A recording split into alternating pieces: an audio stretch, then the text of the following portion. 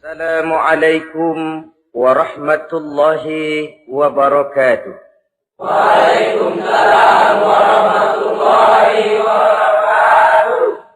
Bismillahirrahmanirrahim.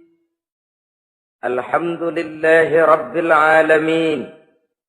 Wassalatu wassalamu ala ashrafil anbiya'i wal mursalin. Imamil muttaqin.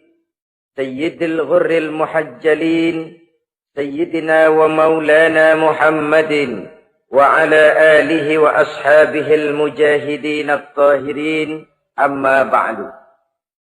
Saudara-saudara kaum muslimin rahimakumullah. Dalam kehidupan ini, pada satu sisi memang kita harus melaksanakan berbagai kegiatan amal ibadah. Tetapi pada sisi lain, kita juga harus menjaga, jangan sampai amal ibadah yang sudah kita kerjakan itu dihancurkan oleh sikap kita sendiri. Bahwa kita sudah sholat, alhamdulillah. Bahwa kita sudah zakat dan memberikan sedekah, syukur. Bahwa kita sudah melaksanakan ibadah haji, thayyib. Apakah dengan demikian amal kita sudah menjadi banyak? Nanti dulu. Jangan berbangga hati dan puas diri. Pada kesempatan yang berbahagia ini, saya ingin menyampaikan satu hadis yang diriwayatkan oleh Imam Ad-Dailami, di mana Rasulullah sallallahu alaihi wasallam pernah bersabda, "Sittatu asya'in tuhbitul a'mal." Ada 6 perkara yang bisa menghancurkan amal yang sudah kita kerjakan. Salat yang sudah kita kerjakan itu, zakat yang sudah kita bayarkan itu, haji yang sudah kita tunaikan itu, bisa dihancurkan oleh 6 perkara ini. Nanti di akhirat, pada saat setiap orang menunggu pahala dari ganjaran amal yang ia kerjakan di dunia ini, kita menanti dan menanti, ya Rabb, mana amal kebaikan saya? Mana pahala kebajikan yang saya lakukan? Hasilnya tidak ada. Amal yang kita kerjakan dihancurkan oleh sifat-sifat yang akan kita kemukakan pada pertemuan kali ini. Yang pertama yang bisa menghancurkan amal adalah al-istighalu bi'uyubil khalqi. Orang yang terlalu sibuk mencari-cari aib dan kekurangan pada diri orang lain. Habis waktunya hanya untuk mengorek-ngorek celah orang, sementara ia lupa pada aib dan celah dirinya sendiri. Sifat seperti ini menghancurkan amal yang sudah kita kerjakan. Sedangkan baginda Nabi mengajarkan, tuba liman syaghalahu aibuhu an uyubin nas. Beruntunglah orang yang kekurangan pada dirinya menyebabkan dia sibuk sampai ia tidak sempat mencari-cari aib dan kekurangan pada diri orang lain. Saudara-saudara kaum muslimin rahimakumullah. Sibuk mencari aib orang tentu bukan dengan tujuan positif. Latar belakangnya kadang-kadang karena jealous, karena hasud, kecemburuan sosial. Sore, pagi, siang, malam kita korek-korek kesalahan orang.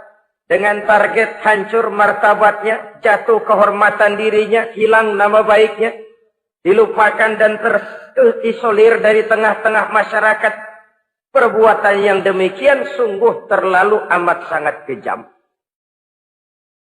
Salat kita, puasa kita, haji kita bisa dihancurkan jikalau kita terlalu sibuk mencari-cari aib orang lain. Muslim dengan muslim itu bersaudara. Kalau kita menganggap muslim yang lain adalah saudara kita, maka aibnya adalah aib kita, kekurangannya juga adalah kekurangan kita. Pada saat kita melihat pada dirinya terdapat kekurangan, tugas kitalah menutupi. Ini yang dijamin oleh Nabi, man satara musliman satarahullahu fid dunya wal akhirah. Siapa yang menutupi aib dan celah orang-orang beriman, Allah akan menutupi aib dan celaknya di hari akhirat nanti. Zaman sekarang, zaman gosip. Zaman sekarang, zaman isu. Sehingga hal yang 1 meter pun dapat jadi 5 meter. Yang 5 meter dapat saja menjadi 10 meter. Kita sibuk membumbui hal-hal yang kita tidak tahu duduk perkara yang sebenarnya. Bahkan lebih celaka, kadang-kadang kita malah sok tahu. Memberikan vonis dari sudut pandang kita sendiri. Adalah tidak bijaksana jika kita mengukur baju orang lain dengan badan sendiri. Baju orang lain kita ukur pakai badan kita. Tentu saja enggak pas. Begitulah. Terlalu sibuk mencari-cari aib orang lain. Menghancurkan amal ibadah yang sudah kita kerjakan. Na'udzubillah. Summa na'udzubillah. Kadang-kadang hadir majelis taklim di pengajian. Ngaji setengah jam. Ngomongin orang 2 jam setengah. Tekor, defisit. Belum bergeser dari majelis taklim. Ini kan penyakit rohani.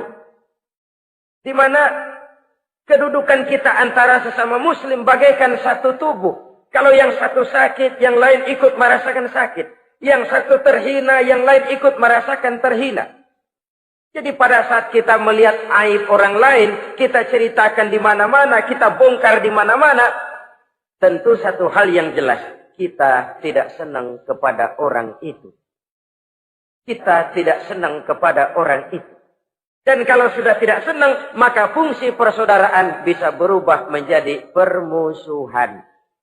Oleh sebab itu, kalau ada 2 orang berselisih, boleh kita bohong untuk mendamaikan 2 orang tadi. Misalnya si A sama si B berantem nih, jengkel, marah-marahan. Saudara datang ke rumah si A. A, saya dengar kamu lagi marahan sama B. Iya itu si B, kurang ajar. Bangsat, bajingan, tengik. Pokoknya kalau ketemu, awas. Ah, saya kira sih enggak begitu. A, tadi saya ketemu B, dia bilang malah kangen sama sampean.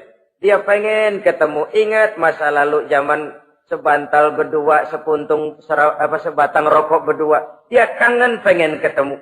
Padahal si B enggak ngomong apa-apa sama saya. Saya olah sedemikian rupa sampai si A tenang. A tenang, saya datang ke rumah B. B, katanya kamu lagi marahan sama si A. Iya tuh A, kunyuk, monyet. Udahlah, pokoknya kalau ketemu dia saya hantam habis. Ah, barusan saya ketemu si A, dia bilang pengen ketemu ente. Pengen ngobrol kayak dulu, mengembalikan keharmonisan yang hilang, mengembalikan kehangatan persaudaraan yang lenyap. Si A tenang, si B adem. Kenapa? Karena bohong saya. Kesana saya ademin, kesini saya ademin. Jenis bohong seperti ini berpahala. Kenapa? Tujuannya mendamaikan orang yang sedang berselisih. Tapi kan orang bermental seperti ini jarang. Yang banyak kan tukang kompor sekarang. Taruh angetin, sini angetin, murub deh. Datang sama A, lu marahan sama B. Iya, gue kesel banget sama B. Emang? Wow. Diemang-emangin. Oh, udah, pokoknya gue mah kalau jadi elu takut sama si B, gue buka celana, gue pakai rok deh. Si A panas. A panas, datang ke rumah B. Komporin lagi. Dua-duanya panas, koslet, terjadi perkelahian. Biang iblisnya tukang kompornya. Sampai untuk mendamaikan 2 orang yang berselisih. Diizinkan berdusta. Kenapa? Prinsip Islam itu Islam. Mencari jalan damai. Bukan mengeruhkan suasana. Inilah realitas di tengah-tengah masyarakat. Enakan ngomporin daripada nyiramin. Enakan manasin daripada mendamaikan 2 orang yang sedang berselisih. Apalagi kalau kita punya kepentingan. Main nimbrung aja kayak toge. Kagak ngerti urusan. Nyampur aja nyampur. Toge kan begitu. Toge ada laksa nimbrung. Ada gado-gado ngikut. Ada kredok masuk. Kagak ngerti juntrungan masalah. Main nyampur aja nyampur. Ini kan tidak objektif namanya. Nah, mental seperti ini. Wah, sholatnya khusyuk. Zakat bayar, sedekah iya. Tapi kalau suka cari-cari aib orang, jembreng kesalahan orang di mana-mana, sholatnya, puasanya, hajinya bisa dihancurkan oleh mental yang seperti ini. Jangan bangga-bangga, sholat saya sudah banyak, puasa saya hebat, mantap, haji saya tiap tahun mondar-mandir ke Mekah. Tapi kalau mental seperti ini masih ada, waspadalah. Amal yang kita kerjakan bisa hancur oleh mental, sikap mental kita sendiri. Ini yang pertama. Yang bisa menghancurkan amal, terlalu sibuk mencari-cari aib orang lain. Satu. Yang kedua, saudara-saudara, wa qaswatul qalbi. Orang yang hatinya keras, tidak mempan diberikan nasihat. Baik nasihat yang datang dari luar dirinya, ataupun nasihat yang datang dari dalam dirinya. Hatinya keras. Dikasih muka tembok, kulit badak, kuping kebo. Makhluk apa namanya itu? Wallahu a'lam. Rai gedek. Pantas ya kalau kita lihat sejarah, Islam itu turun di semenanjung Arabia. Sebagai test case. Masyarakat Arab 14 abad yang lalu dikenal keras, kasar, brutal, primitif. Dari berbagai aspek kehidupan. Standar, kalau di tengah masyarakat yang begitu keras Islam berhasil, masyarakat lain lebih mudah masuk. Rasulullah diutus di Cianjur, lalu dakwahnya sukses, saya nggak kagum. Paling-paling datang Nabi ke Cianjur disambut dengan ramah. Enggak, Rasul. Ayo nama kumaha Rasul wae, ayo nama itu. Pasti aman, damai, tidak ada cerita perang. Tapi Masya Allah, turun di tengah satu struktur sosial yang keras, kasar, primitif. Menghadapi orang yang hatinya keras seperti ini. Apa prinsip kebijaksanaan yang dilaksanakan oleh Rasul dalam menerapkan syariat Islam? Pertama, at-tadrij fit tasyri'. Dalam melaksanakan syariat, prosesnya melalui tahapan. Contoh, jahiliyah dulu itu paling senang sama mabuk. Geng. Binteler. Oh, jahiliyah itu kalau sudah mabuk nggak cuma minum, mandi pakai arak. Subhanallah, mandi pakai arak. Menghadapi masyarakat yang seperti ini, apa strategi syariat Islam? Mula-mula ayat yang turun.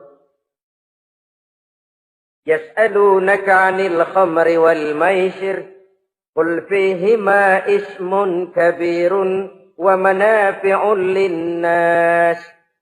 Mereka bertanya kepadamu, hai Muhammad, tentang arak. Katakan, arak itu ada manfaatnya, tapi juga ada bahayanya. Bahayanya lebih besar daripada manfaatnya. Tidak diharamkan dulu, tidak. Cuman dikasih sen. Teler emang enak. Oh, melayang ke langit. Cuman ada bahayanya. Bahayanya lebih besar daripada manfaatnya. Dikasih gambaran, dikasih sen. Tidak diharamkan mutlak dulu, tidak. Bertahap dikit dulu. Nih. Urusannya begini nih. Ada manfaatnya, tapi ada bahayanya. Bahayanya lebih besar daripada manfaatnya. Jak rasio berpikir. Setelah tahu bahayanya lebih besar, kan dikit-dikit mulain jauh. Mulain ngurangin, jaga jarak. Setelah ada jarak, turun peringatan kedua. La taqrabus salata wa antum sukara. Jangan dekati solat kalau kamu lagi mabuk. Solat sehari semalam 5 kali. Berarti 5 kali mereka harus jaga diri. Jangan sampai mabuk. Makin jauh. Setelah jauh sekali, kira-kira tidak goyah, turun vonis. Innamal khamru wal maisir wal ansab wal azlamu rijsun min amali syaitan fajtanibu la'allakum tuflihun. Arak itu najis, kotor, perbuatan setan. Jauhi. pasti kamu akan beruntung. Baru timbul hukum haramnya. Orang udah nggak kaget. Kenapa? Pagi-pagi udah dikasih sen. Bahayanya lebih besar. Kalau sholat jangan, kalau mabuk jangan mendekati sholat. Makin jauh. Ini tahapan. Sama juga kita kan. Begitu jebrol lahirnya cuman susu ibu. Gedean dikit sang Ambon. Kan gitu. Gedean dikit pisang ulek. Gedean dikit nasi.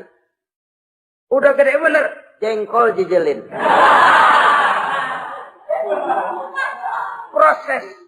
Proses. Coba bayi begitu lahir kasih pisang batu. Teng-teng.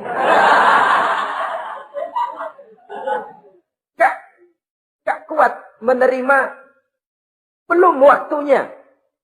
Ini proses yang dilaksanakan oleh strategi syariat Islam untuk mengobati penyakit qaswatul qalbi ini. Keras hati. Syariatnya bertahap.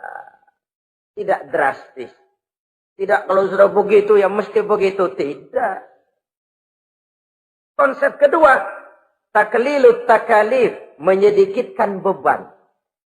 Coba kita lihat. Seluruh konsep agama. Kalau kemampuan melaksanakan perintah berkurang. Stressing perintahnya ikut turun. Angkat tuh beras 100 kilo. Nggak kuat pak. 30 kilo dulu deh. Ntar balik lagi. Lama-lama juga habis. Ini konsep untuk mengobati qaswatul qalbi. Bertahap. Semua perintah agama itu begitu. La yukallifullahu nafsan illa wus'aha. Allah tidak memberikan beban kecuali sesuai dengan kemampuan yang dimiliki oleh seseorang. Kalau kemampuan melaksanakan perintah berkurang, stres perintahnya juga ikut menurun.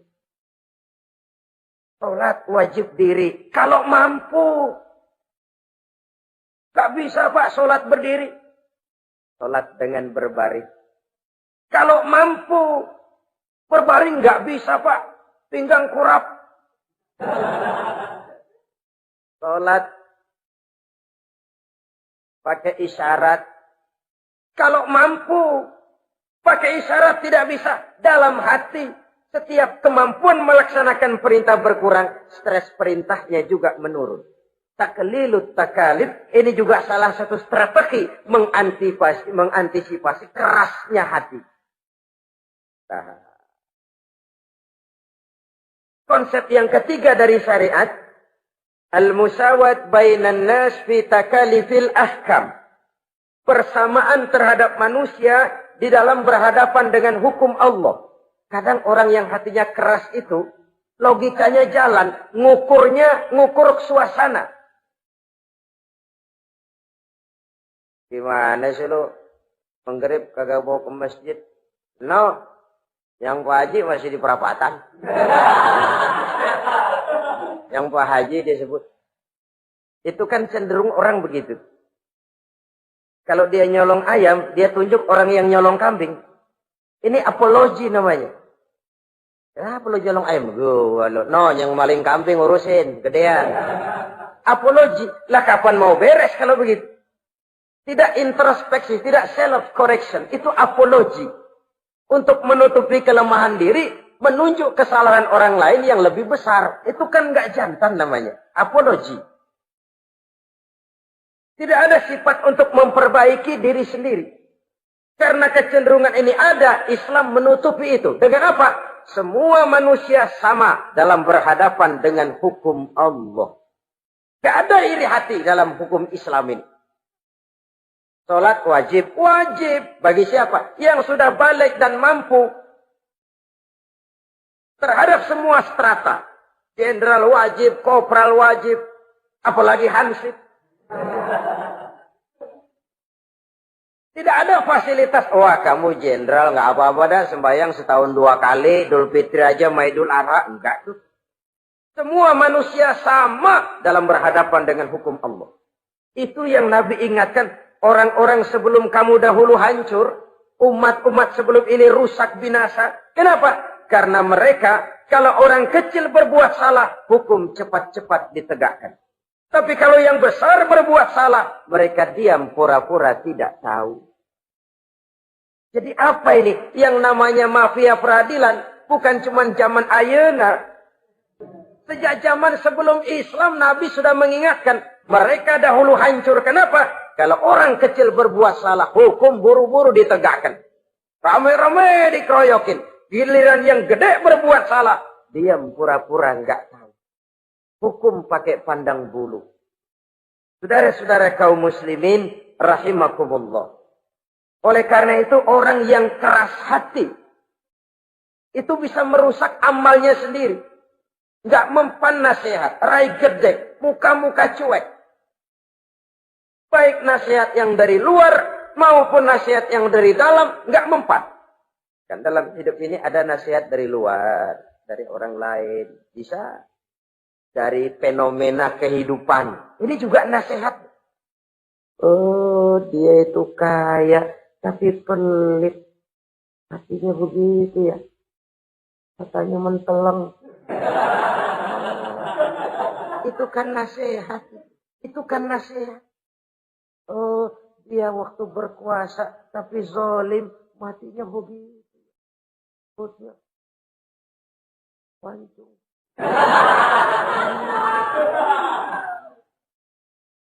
Fenomena kehidupan yang kita lihat, yang kita dengar, yang kita saksikan, itu semuanya bisa nasihat.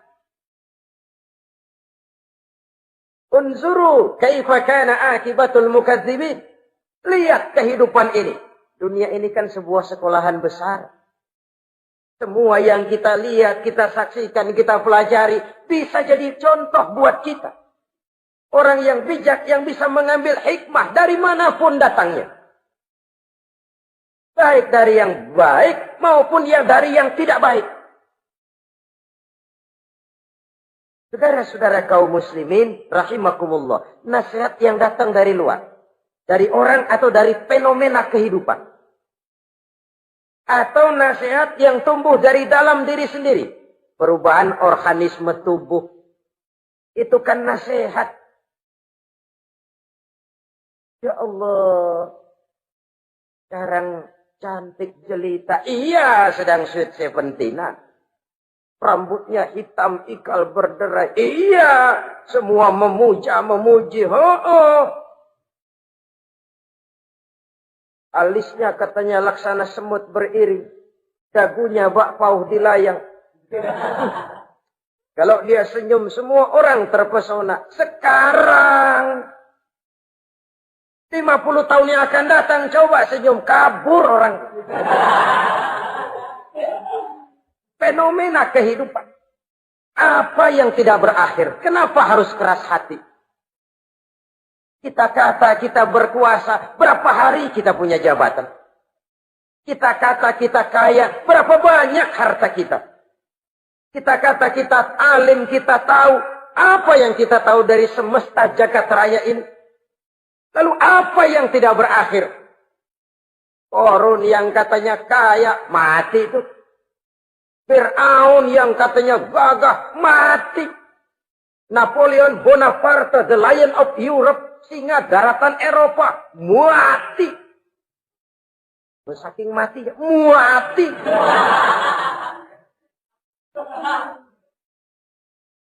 Kenapa harus keras hati? Kenapa tidak melihat perubahan fenomena alam sekitar ini? Apa yang tidak berakhir? Apa yang tidak selesai? Lalu apa yang mau kita sombongkan? Kenapa kita harus keras hati? Tiga pantas dalam hadis kursi Allah menyatakan al-kibriya'u libasi.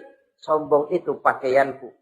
Manusia enggak pantas pakai pakaianku. Kegedean.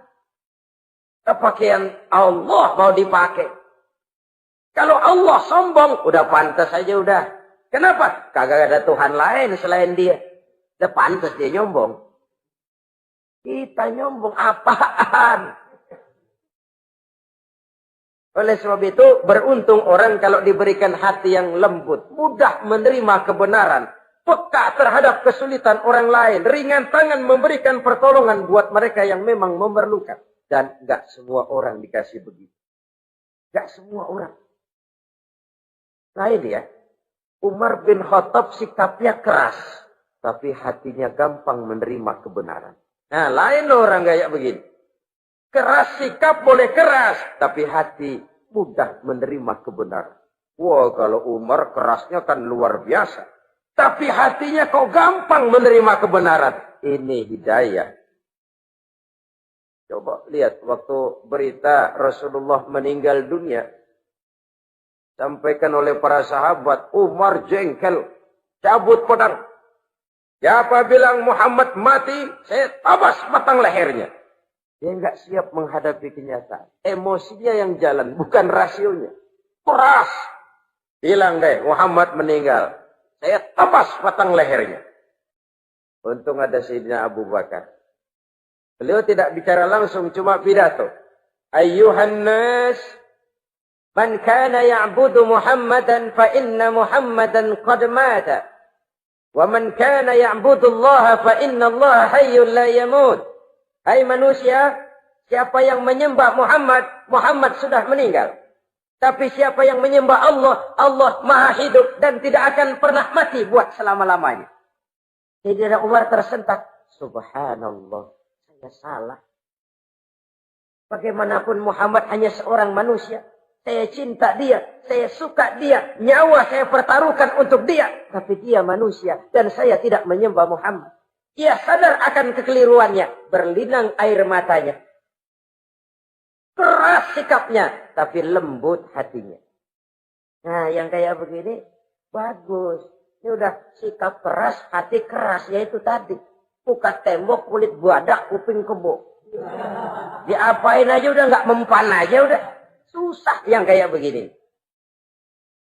Saudara-saudara, ma'asyiral muslimin, rahimakumullah. Jadi yang kedua, yang bisa menghancurkan amal kita, orang yang hatinya keras. Wah. Yang ketiga sekarang, yang bisa menghancurkan amal kita itu, wa hubbud dunya. Orang yang terlalu cinta kepada dunia. Nih, pakai kalimat terlalu. Ya. Kalau sekadar cinta kepada dunia, why not? Kita cinta anak dan istri, wajar.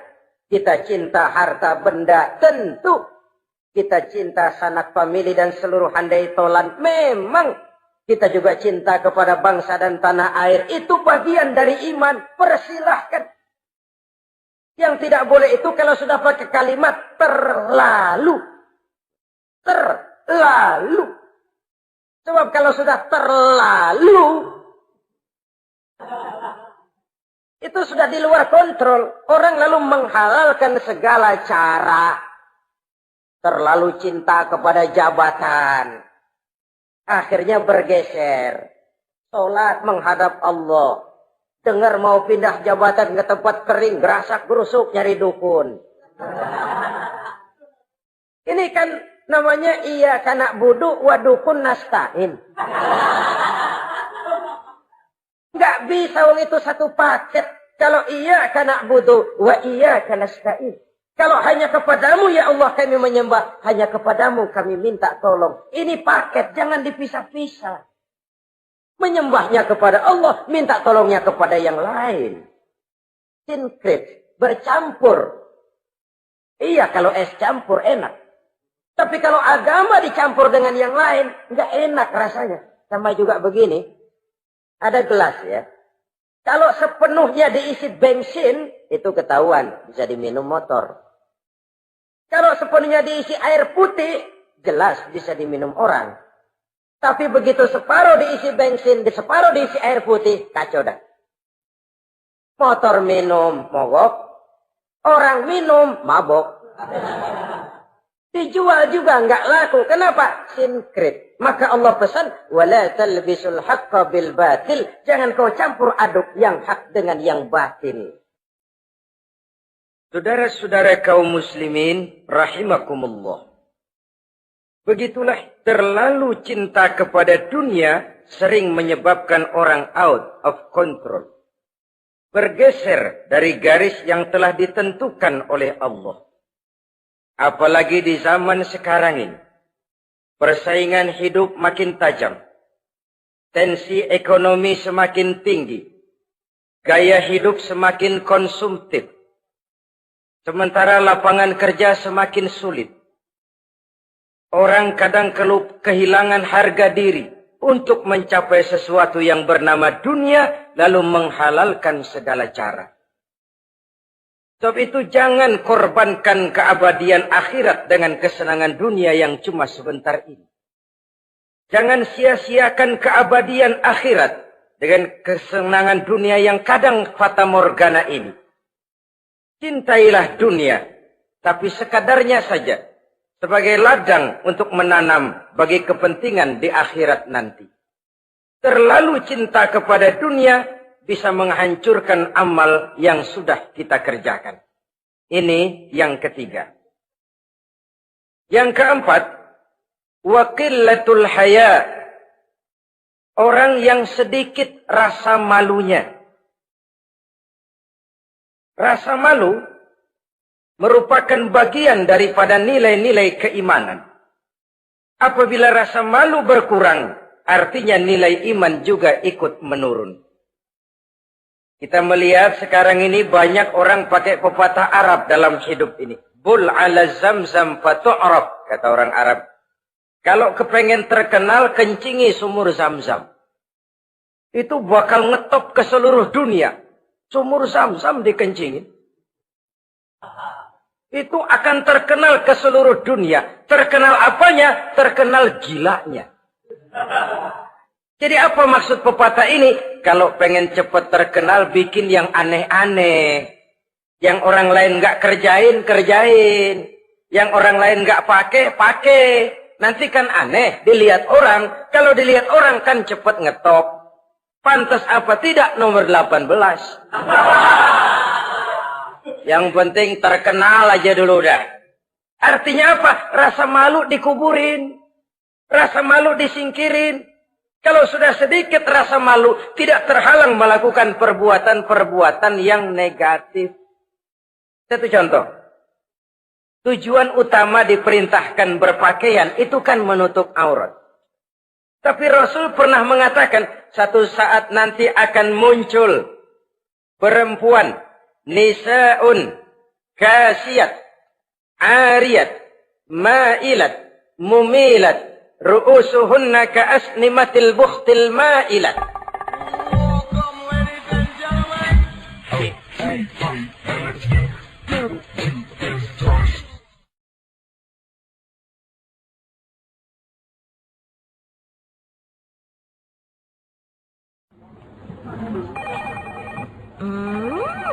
What is it? Ooh, a new chocolate product by the Integral CJ's Management. What chocolate? No, my girl. It's a new CJ's brand. Kepalanya ditata begitu rupa persis kayak punggung onta. Itu rambut lagu apa tahu deh. Ini kan fenomena berpakaian tapi telanjang. Kenapa? Yang dikejar mode, yang dikejar merek. Kiblatnya Paris, London, Roma. Imamnya siapa? Pierre Cardin, Christian Dior, Escada, Etienne Egner. Merek yang dikejar, mode yang dikejar, aurat pontang-panting. Ditambah oleh tayangan-tayangan berbagai iklan yang merangsang anak-anak kita untuk hidup konsumtif. Yo, iyo yo. Cocok iya jeng urang yo. Terangsang dia untuk konsumtif. Dihadapkan kepada kenyataan. Suasana ekonomi enggak menunjang. Orang tua lemah ekonominya. Dia lihat sekelilingnya ternyata yang lain juga begitu. Banyak teman senasib kumpul. Disingkirkan rasa malu. Akhirnya tukang bajai ditodong. Qillatul haya, sedikit rasa malu. Kalau sedikit rasa malu, dia tidak terhalang lagi melakukan perbuatan-perbuatan yang negatif. Dan itu berarti menghancurkan amal-amal yang lain. Sebab itu budaya malu ini sangat penting. Coba kalau dia hinggap di hati seorang pejabat. Pejabat yang punya rasa malu, Masya Allah, membawa manfaat yang besar buat rakyatnya. Contoh saja ya, di Jepang itu ada Perdana Menteri Hosokawa, saudara-saudara dengar. Baru 8 bulan jadi Perdana Menteri. Dia dijuluki Mr. Clean, Mr. Bersih. Diisukan terlibat skandal, cuma 4-6 miliar rupiah. Itu pun buat kampanye kemenangan partainya. Diisukan begitu rupa, malu Hosokawa. Malu mengundurkan diri, baru 8 bulan jadi Perdana Menteri. Mundur, malu. Padahal Hosokawa nggak kenal ketuhanan yang Maha Esa. Nggak kenal. Tapi budaya malunya luar biasa. Nah kalau sudah pejabat nggak punya malu, habis. Kan sekarang umpamanya nih, ada impres desa tertinggal, disunatin.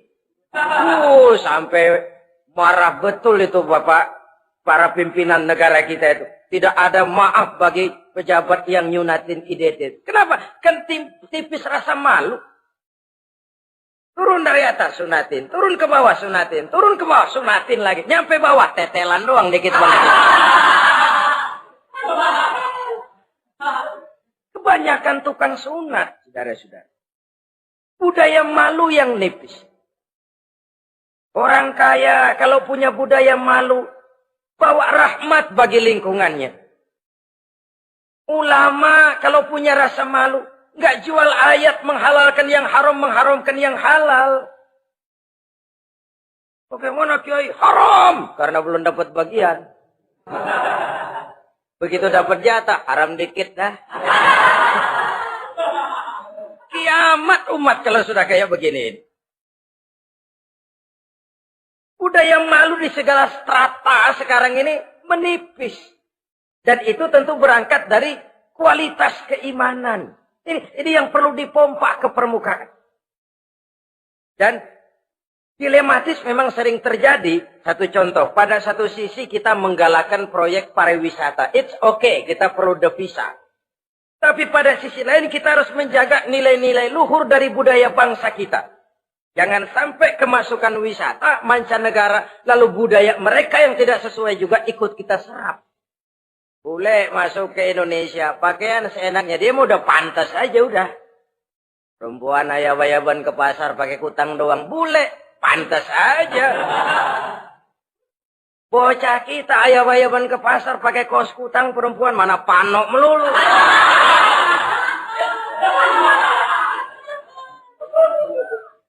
Menipisnya budaya malu. Ada standar. Bahwa mode, hal kedua. Merek apalagi. Yang pertama itu menutup aurat. Dari sisi berpakaian saja. Kalau anak-anak kita diracuni oleh yang namanya mode, diracuni oleh yang namanya merek, dia akan terbuai hidup dalam alam kepalsuan. Sekarang ini hidung pesek bisa dibikin mancung. Kulit keriput jadi kencang. Operasi plastik. Pada sisi lain pengaruh duit juga luar biasa. Ya laki-laki keriput kalau habis gusuran kencang lagi. Pasaran keras lagi. Oleh sebab itu budaya malu ini perlu kita kembangkan. Supaya di semua strata sosial memiliki budaya yang namanya malu. Sederhana memang, tapi tidak semudah mengucapkannya. Sampai-sampai dijadikan taruhan, al-haya'u minal iman.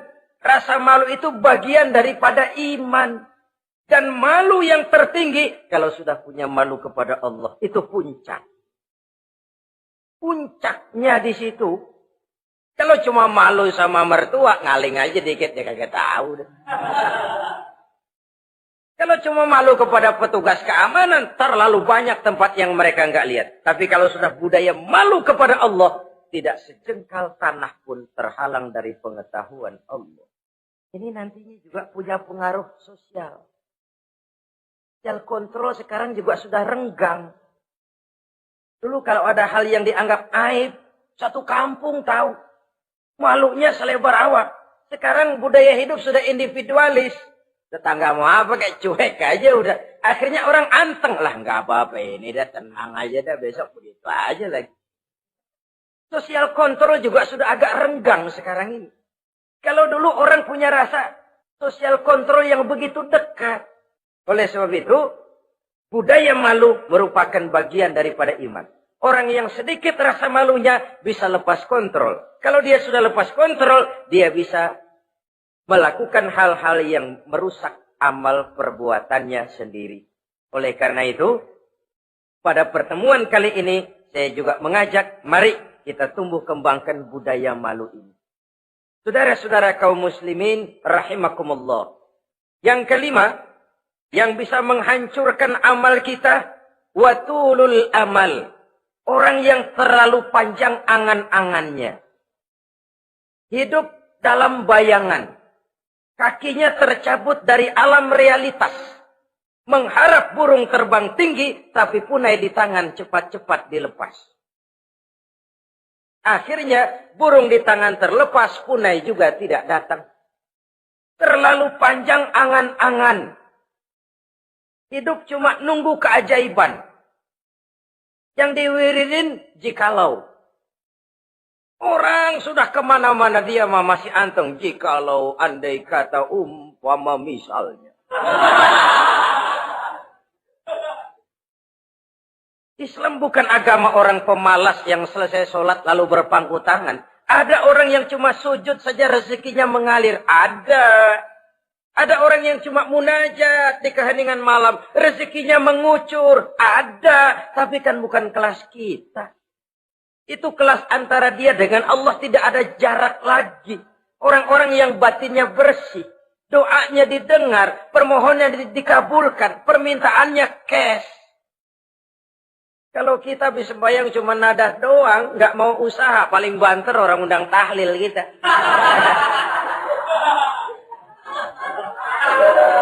Sebesek campur geretan dulu.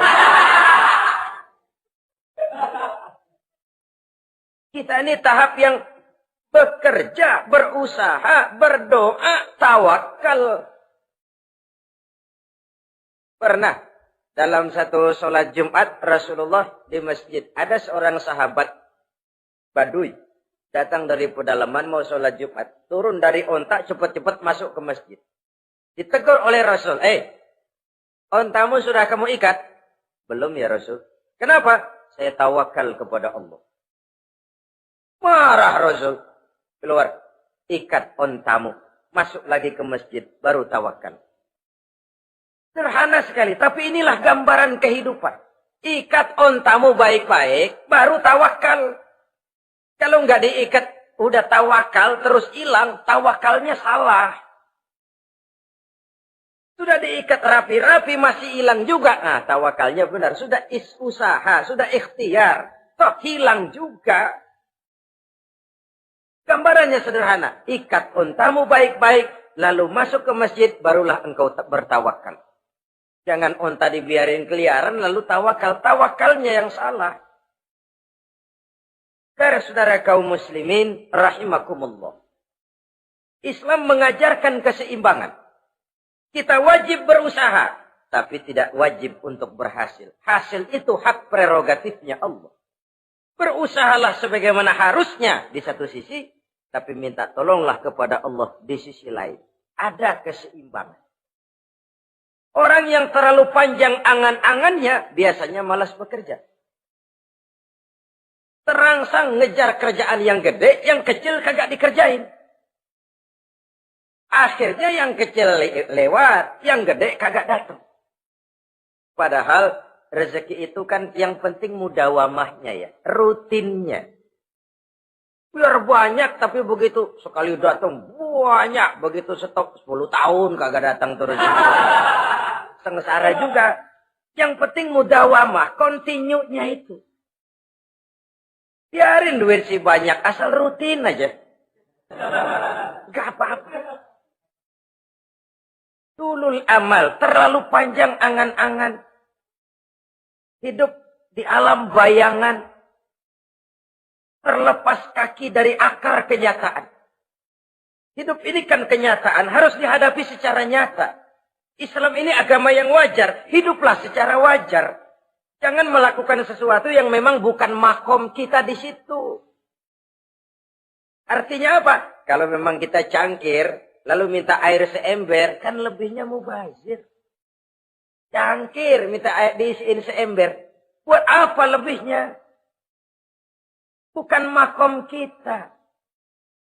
Jangan tercabut dari akar kenyataan. Siapa sih kita ini? Jangan ibadah baru ala kadarnya, sikap udah kayak wali. Iyalah kalau wali cuma sujud, permohonannya makbul. Kenapa? Dia dengan Allah itu nggak ada jarak. Kita, lapisan dosa kita yang bikin jarak. Makanya sering dijelaskan ya. Kalau ada hadis, siapa yang baca Bismillahirrahmanirrahim, dia lewat di atas air, beku itu air, dia bisa jalan di atas air. Bismillah saja bisa jalan di air. Tapi kan soalnya kemudian, Bismillahnya orang yang bagaimana? Model kita, maaf lah, 1000 kali baca Bismillah, lewat di empang, tenggelam kita. Bukan Bismillahnya yang lain. Yang baca mentalnya, pribadinya yang lain. Makom kita belum di situ. Kalau memang makom kita masih harus berusaha.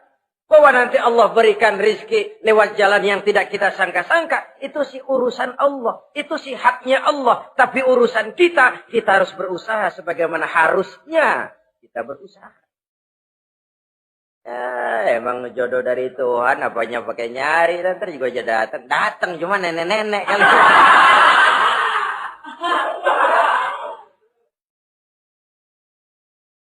Bekerja, berusaha. Jangan terlalu panjang angan-angan. Hiduplah secara nyata, apa adanya, yang wajar-wajar saja. Tinggal di gubuk reot, hidup pakai gaya jet set. Ngagul dah. Sama merek mobil kenal banget, mobil orang-orang. Udah bukan main kalau ngomong dah. Di atas awan hidupnya. Di atas awan. Ngomong kagak ada yang kecil. Gak pakai juta udah. Miliar. Triliun. Ngerokok tetap aja ngombe.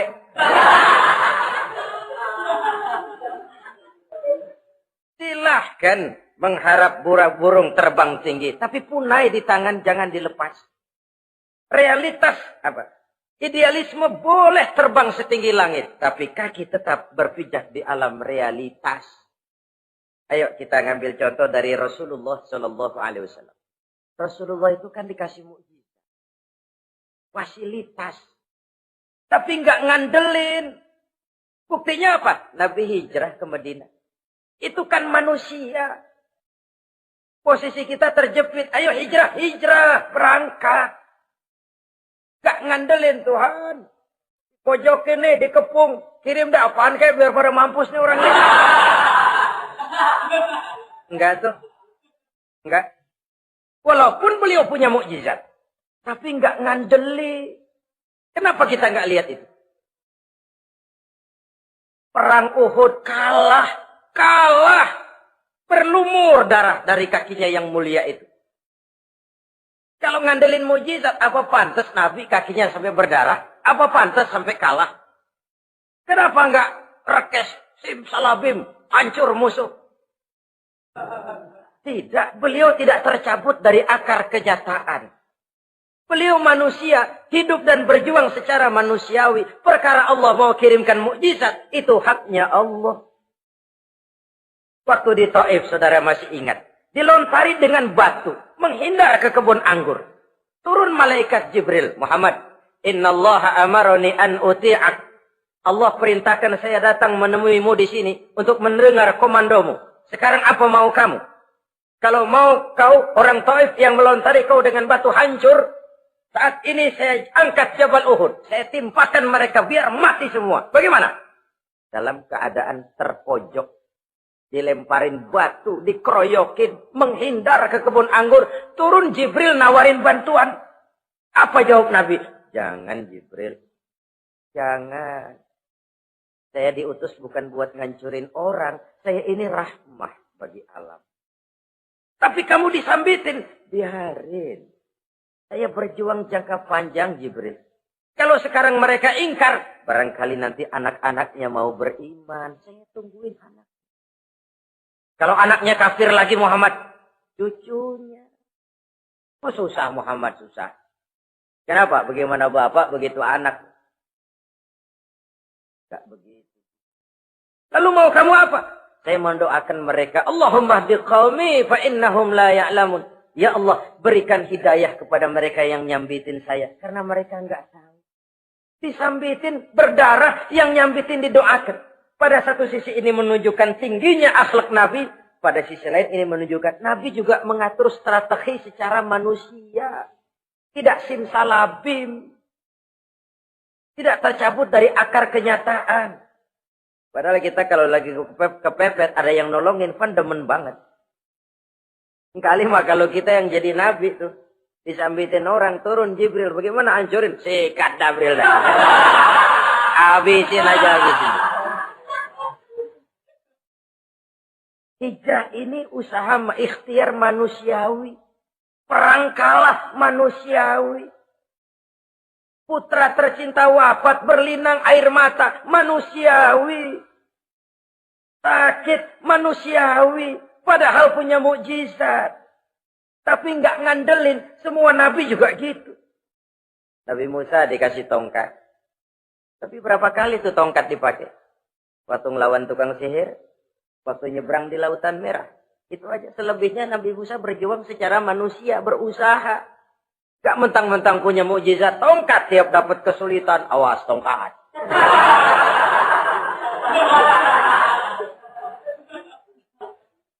Utuh manusiawi. Nah, ini Rasul.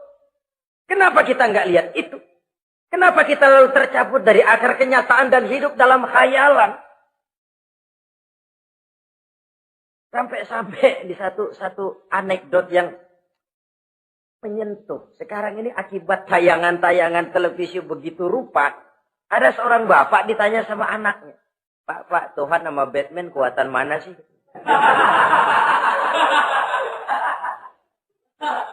Logikanya sudah dipenuhi oleh gambaran Batman. Bahwa Batman itu kuat, gagah, menolong yang lemah. Timbul logika. Kuatan mana sama Tuhan? Gitu. Pengaruh yang dia lihat itu membentuk opini. Sama juga sekarang coba lihat ibu-ibu. Kalau udah Cassandra, itu masakan ditinggal tuh angus di dapur. Angit tuh tempe juga. Saudara-saudara kaum muslimin, rahimakumullah. Begitulah yang kelima, yang bisa menghancurkan amal kalau orang terlalu panjang angan-angan. Hiduplah secara wajar karena Islam memang agama yang wajar. Jangan melakukan sesuatu yang memang bukan makom kita di situ. Jangan melakukan sesuatu yang memang bukan posisi kita di situ. Kullun ya'mal ala syakilatih. Jangan minta ayam menggonggong. Jangan minta kambing mengeong. Bukan bagiannya. Bukan bidangnya. Sama juga orang ngomong, apaan mubalik kerjanya ngomong doang. Sekarang kan zaman pembangunan. Mana ada mubalik ngurus irigasi. Nah, kalau mubalik ngurus irigasi, apa lurah mau ngajar fikih? Jangan tercabut dari akar kenyataan. Toh, prinsip modern saja mengajarkan the right man on the right job. The right man on the right place. Orang harus ditempatkan sesuai dengan bidangnya. Jangan tercabut dari akar kenyataan. Inilah kita. Dan inilah yang harus kita lakukan. Hidup ini kenyataan. Hadapilah secara nyata. Perkara Allah mau membuat yang lain. Itu hak prerogatif Allah. Bukan urusan kita. Yang terakhir saudara, yang keenam yang bisa menghancurkan amal kita, wa zalimun la yantahi. Perbuatan zalim yang tidak sanggup dihentikan. Zalim kepada Allah, zalim kepada makhluk, atau zalim kepada diri sendiri. Ada orang zalim kepada Allah. Begini banyak nikmat yang diberikan Allah, nggak sanggup dah kita ngitungnya. Dari bangun tidur sampai tidur lagi nikmat nggak pernah berhenti itu. Bahkan kita tidur sendiri. Sadar nggak kita waktu tidur nggak berdaya? Coba ketika kita ngorok pulas, andai kata kecoa 16 masuk ke kuping kita. Siapa yang mau jagain? Siapa yang mau jagain? Nikmat. Belum pernah nikmat Allah berhenti. Begini banyak nikmat yang diberikan. Dan Allah cuma minta satu, syukuri nikmat itu. Kalau kamu syukuri, aku tambah. Kalau kamu ingkar, asal tahu saja azabku itu pedih, kata Allah. Orang yang zalim kepada Allah, orang yang tiap hari memakan nikmat Allah, tapi enggak pernah mensyukurinya. Akaltum ni'mat rabbikum walam tashkurulah. Kamu makan nikmat Tuhanmu, tapi enggak pernah kamu bersyukur kepadanya. Itu zalim kepada Allah. Pak, dalam hidup ini kan kita dikasih waktu 24 jam sehari semalam. Sehari semalam, 24 jam. 24 jam itu Allah kan enggak minta semua. 5 waktu saja kau lapor kepada aku. Sholat. Sholat kalau bagus, 10 menit kan. Taruh dah tuh sholat bagus. Kilat 5 menit dah. Kilat khusus 2 menit. Cepat dia nggak pakai perangko. Taruhlah yang menengah kita ambil 5 menit. Kalau 5 waktu, 5 kali 25, 5 kali 5 berarti 25 menit untuk lapor. Hai manusia, aku kasih kau hidup 24 jam. 25 menit kau lapor. Banyak yang berat. Padahal sisanya masih 23 jam 35 menit. Buah gambaran ini. Zalim kepada Allah. Padahal zalim kepada Allah yang rugi bukan Allah. Se-ASEAN tidak ada yang sujud. Apa Allah tekor? Apa Allah lalu berhenti jadi Tuhan? Apa Allah lalu jadi lemah? Tidak. Zalim kepada Allah artinya juga zalim kepada diri sendiri. Lalu zalim kepada sesama makhluk. Kadang tidak kita sengaja. Karena itu dalam Islam tidak ada kebebasan mandiri. Ya contohnya ya. Kita beli radio. Kita setel di rumah kita sekeras-kerasnya. Terus dalam hati nih. Radio gue. Beli gue pakai duit gue. Gue setel di rumah gue. Sekeras-kerasnya urusan apa sama orang. Kata kita. Tetangga kita kan boleh juga ngomong begitu. Mata gue. Yang ngantuk gue. Gue tidur di kamar gue. Ngapa suara radio lu masuk kemari? Ini kebebasan saya nyetel radio. Dibatasi oleh kebebasan tetangga saya yang mau tidur. Kalau saya perturutkan nafsu saya sudah zalim kepada dia. Zalim kepada orang lain. Dan yang banyak tidak kita sadari, zalim kepada diri sendiri. Membiarkan diri hanyut dalam munkarat dan tanpa ada usaha untuk menghentikannya. Tidak ada orang yang bisa mencelakakan diri kita terus-menerus kalau bukan diri kita sendiri.